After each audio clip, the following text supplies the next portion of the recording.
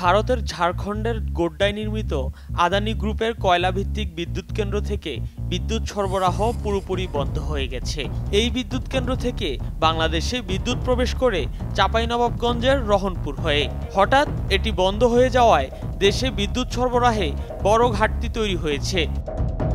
কেন্দ্রটির দুটি ইউনিট থেকে গড়ে প্রায় ১৫০০ মেগাওয়াট বিদ্যুৎ পাওয়া যেত। নিয়মিত রক্ষণাবেক্ষণের জন্য কেন্দ্রটির প্রথম ইউনিট আগে থেকেই বন্ধ। এর মধ্যে দ্বিতীয় ইউনিটে ত্রুটি দেখা যাওয়ায় শুক্রবার উৎপাদন বন্ধ হয়ে গেছে। পুনরায় কবে উৎপাদন শুরু হতে পারে তা এখনো নিশ্চিত করতে পারেনি বিদ্যুৎ কেন্দ্রটি।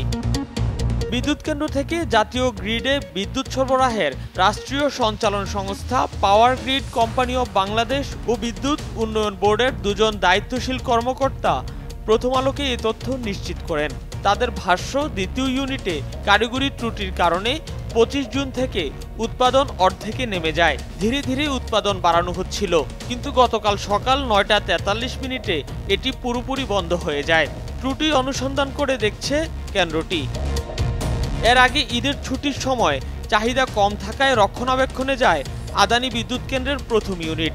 এটি আগামী ৫ জুলাই উৎপাদনে ফিরতে পারে। দুটি ইউনিটের প্রতিটির উৎপাদন সক্ষমতা ৮০০ মেগাওয়াট করে। হঠাৎ সরবরাহ বন্ধ হয়ে যাওয়ায় দেশে বিদ্যুৎ সরবরাহে বড় ঘাটতি তৈরি হয়েছে। এছাড়া পায়রা বিদ্যুৎ কেন্দ্রের ৬২২ মেগাওয়াট ক্ষমতার একটি ইউনিট রক্ষণাবেক্ষণের জন্য ২৫ জুন থেকে বন্ধ। এতে ঢাকার বাইরে গ্রামাঞ্চলে লোডশেডিং দেখা যায়। তবে শনিবার বৃষ্টির কারণে বিদ্যুতের চাহিদা কমে কিছুটা স্বস্তি নেমে আসে।